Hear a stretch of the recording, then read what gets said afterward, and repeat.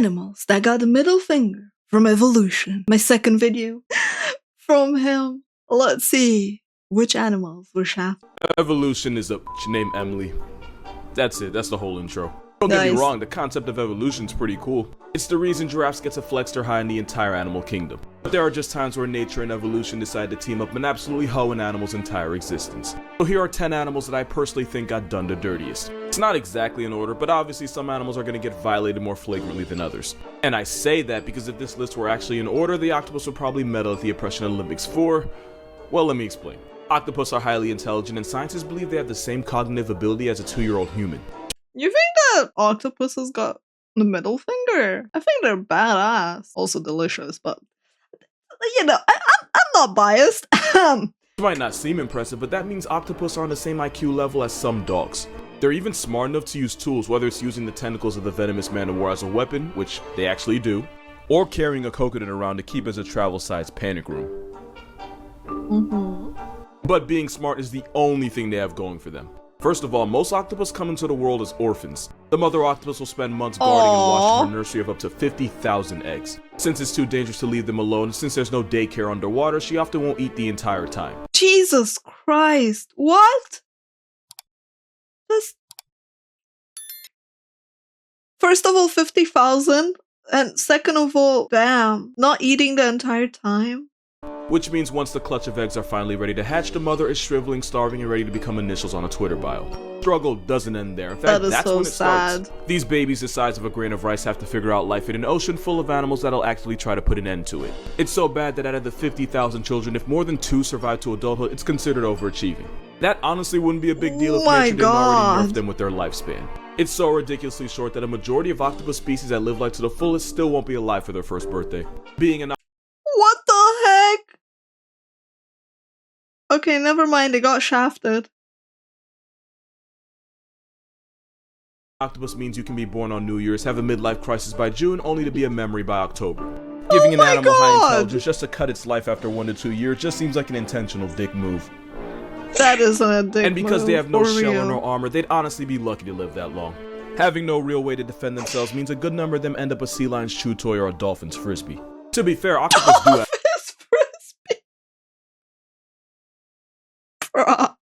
have camouflage. In some cases, highly toxic venom. But for the most part, they get bodied by most of the ocean. And to add insult to injury, every octopus you see is probably a virgin because once they get laid, they die. We already saw what happens to the mother, but where the daddy at? Once the male octopus mates, he basically just gives up on life. The male octopus that's excuse you? Catched in his V-card will swim around catatonically until he either gets torn apart by predators or dies of starvation as his body falls apart due to senescence. Excuse you? What? Oh my god. They don't even have wizardry to look forward to. They just... that's tragic. Not like it really matters because most female octopus are bigger than the males and sometimes they'll attack and cannibalize him during. What? No way! Oh! Oh my god, that is... that is vicious, man! Dude! Oh! God, I hope I'm never reborn as a taco. One thing's for sure, if his date doesn't put him out of commission, his post-nut clarity will. The wording, man. Octopus don't live long, but for the months they're alive, their entire existence is a jihad. Now you know why Squidward couldn't give a if a paid him. Now it makes sense. Now it all makes sense. At least with the octopus, it just seems to be really bad luck. They may be a victim of circumstance, but at least you get the idea that nature didn't go out of its way to screw them. Not like with this bird. Kiwi bird is probably the best proof that evolution ain't perfect. This tiny bird is actually part of the rat-type family. And this cookout includes ostriches, emus, cassowaries, and the rhea. But unlike its bigger cousins, this bird that shares its name with a fruit is about 18 inches tall and no more than 7 pounds. It's kind of like having cousins 6'3", 6'4", and 6'6", yet you came out looking like Tory Lanez. Like your family's tall enough to fit in an NBA locker room, yet you get up from a chair and stay the same height. But of course, nature wasn't done screwing with this bird because like its relatives, they can't fly. Totally flightless, and despite being related to ostriches, a Jurassic reject, and a bird that literally won a war against Australia, Kiwi's about as defenseless as the fruit that got named after it. Basically, you're looking at a bird that can't bird. The kiwi is such light work that they can only survive on islands without any mammalian predators because they're really a couple stray cats away from being put in the history books. Poor kiwis. And somehow, that's not it. Because nature shrunk everything about this bird. Everything except the eggs they have to push out of their body. Despite being about 60 times smaller, kiwis have to... Oh my god. Why? Why nature? Why? What is that? What? Oh my god. Dude. Deal with eggs nearly the same size This is as an ostrich's. terrifying. And at 20% of its body weight, that would be like the average woman birthing a 35-pound baby with the same equipment. It's such a hell to live that the egg actually rearranges the bird's organs and stretches its rib cage. There's too many things wrong with them for me not to think nature had serious beef with this bird. Especially when you realize the kiwi's closest ancestor was the elephant bird, which was about 10 feet, 1,600 pounds. So yeah, they got nerfed bad. At least they didn't get hit as hard as, what happened say, to the them? sloth for being... What happened to them, man?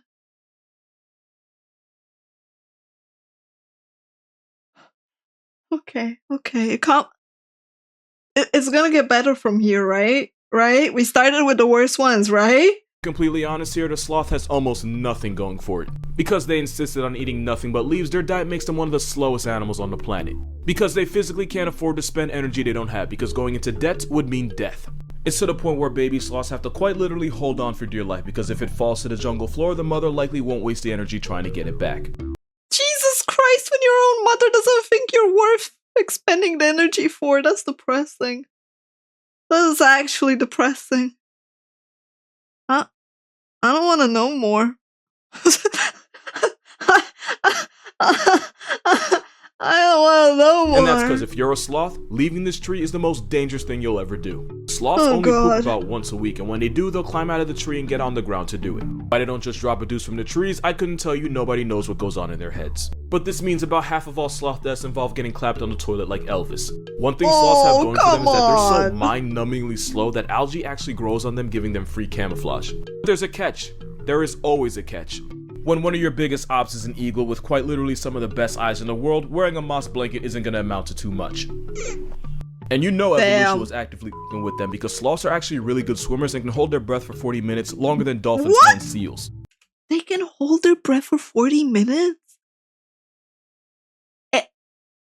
Damn! They probably need it with how slow they are at moving.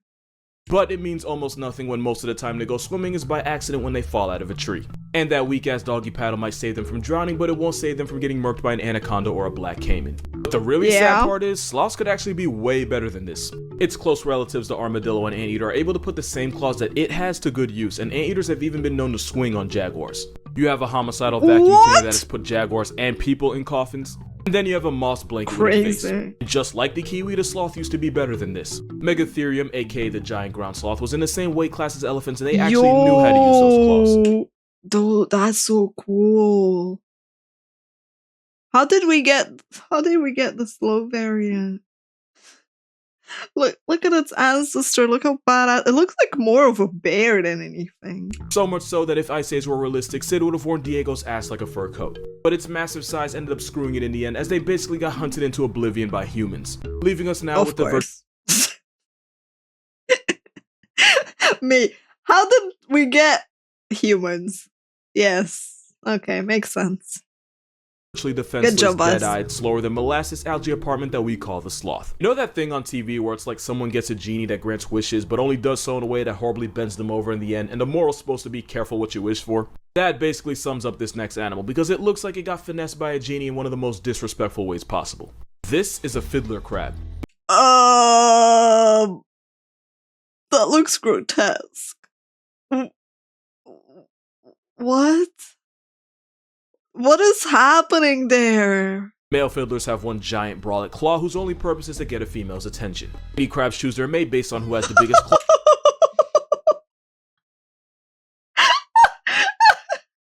It's a claw size! Oh my god! Literally! Who has the bigger claw? Oh, I see. We're continuing the bigger is better trend. Claw and therefore can pass the best genes to her clutch of eggs. The problem is, that is literally the only thing this claw is good for. Because that claw is too big to pick up food, the male fiddler crab can only feed himself with that smaller claw. Oh my god! That looks so cute though. Okay, they look grotesque in pictures, but they're so cute in actual, like, when they eat. Look at that. That massive claw is actually a disability that means the males either eat half the food or take twice as long as the females. The only problem with that is that these crabs only eat during low tide, and the longer the crab spends eating, the more likely they are to end up as someone else's main dish. In the evolutionary arms race for female validation, the male fiddler crab is more likely to end up getting eaten by gulls, raccoons, reptiles, and sometimes even bigger crabs. And since the females enable this by being attracted to the bigger but less... Okay, the blue one's so cute. Look at that. Look at how cute it is. This is like... Oh. functional claws, the fiddler is now trapped in a vicious cycle. I feel so bad. By preferring males with a trait that quite literally gets them put on a shirt, the females indirectly screw the next generation. Gotta be careful what you wish for, especially if you're this next animal. Because the peacock has the same problem on steroids. What's wrong with a peacock? We can all agree that the peacock is the biggest flexor in the animal kingdom, and rightfully so. And just like with the crab and basically every other aspect of life, bigger is most certainly better. The more colorful and eye-catching, the better the peacock's chances at bagging a peahen. They'll even shimmy their tail feathers in a way that hypnotizes any female watching. But like I said, never make a deal with a genie. Because the good news is a peacock showing off will always be the center of attention. Bad news is sometimes that attention comes from a 700-pound assault weapon with strikes. I see. Careful what you wish for. You can get bad attention. Got it. And because those tail feathers are so heavy, not only can't the peacock see behind itself, even if it does see death coming, it takes them longer to get off the ground and out of the tiger's reach. Just like with the crab, the peacock's biggest flex is often what gets it buried. In a cruel twist from fate, the peacocks that are safer from tigers are usually the ones that get less attention from females. So by having a preference, the peahens doom their future children to a fate of ultimately ending up as a tiger's toothpick. Damn. When you went to the... what was it? 6-foot trust fund finance dude instead of the average one. The peacock and fiddler both got handed massive L's from nature, but at least you can see the thought process behind it. Having huge claws and fancy feathers attracts females, so technically it does serve a purpose. I love the propagation of bigger is better in all of these. Freaking aesthetics, man. Dying to get laid. In comparison, the Luna moth got so far out of the animals presented, 3 of them literally are dying after they get laid or to get laid. Just getting laid is the ultimate goal, apparently, and after that you're just like, I'm done. Peace out. Shafted for no reason at all. To make a long story short, adult Luna moths don't have a mouth and therefore can't eat. The only thing keeping them alive is the energy they store as caterpillars, but once that runs out, so does their time. Luna moths... What? Dude! What?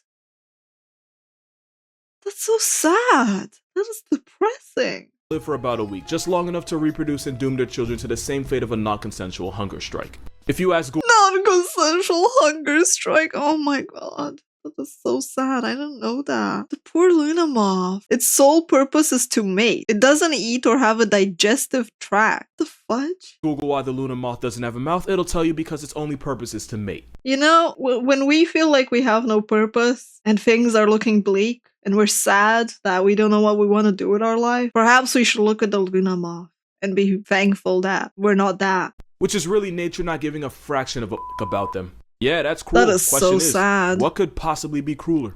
Well, if you know what this is, you probably have the answer. This is a sea louse. It's a member of the Caligidae family of copepods, which is basically just a bunch of small crustaceans. You probably noticed that for the peacocks and the crabs, it was the guys getting the worst of it. Apparently, nature believes in a weird form of equality because right now it's up for the girls.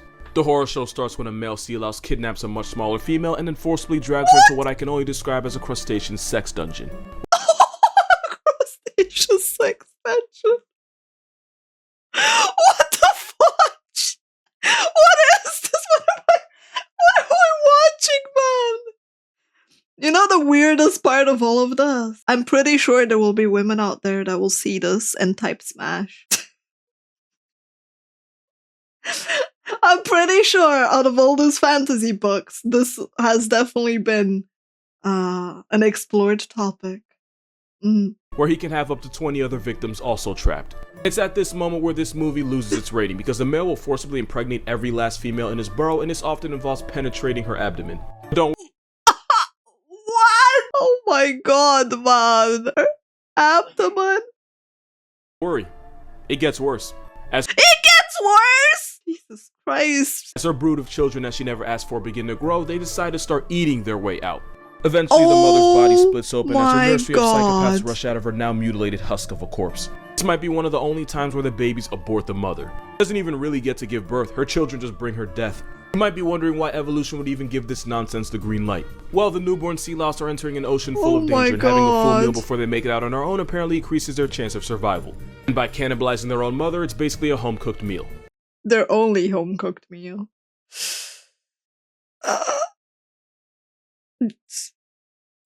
Yeah? Jesus Christ. Yeah?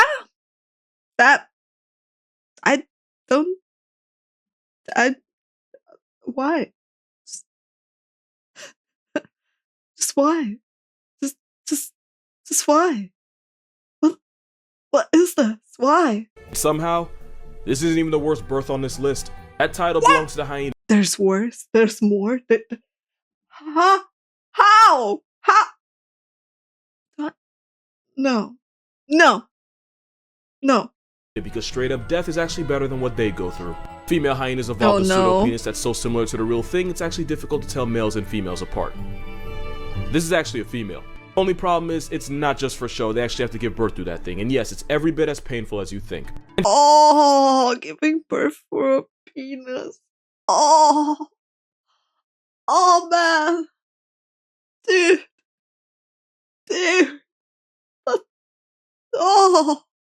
That's just horrific. And just to somehow make it even worse relative to the mother's size, hyenas have to give birth to the largest cubs of any carnivore, and they have to do it through a penis. A good amount of first-time mothers don't even survive this because the largest cubs as well? Gee, they really got shafted. process involves rupturing and splitting open the pseudo to make it easier for the cub. But the cubs don't get it easy either. About 60% of hyena cubs will suffocate on the way out and become No, poor hyena cubs. What the? past tense before technically even joining the present. And you would think, because this directly affects the mother and the cub, that evolution would have patched this. But apparently nature and Lion King have something in common when it comes to doing hyenas dirty.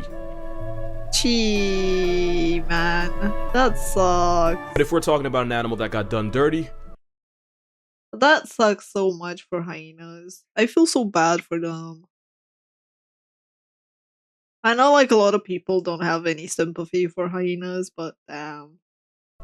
this picture kind of speaks for itself. Matter of fact, this is probably going to be the thumbnail because this is nature at its grimiest.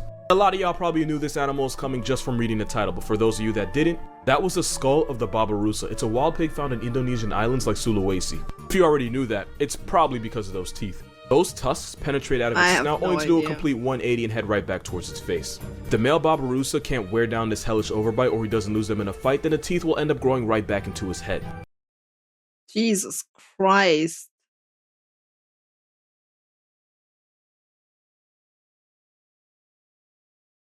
Dude.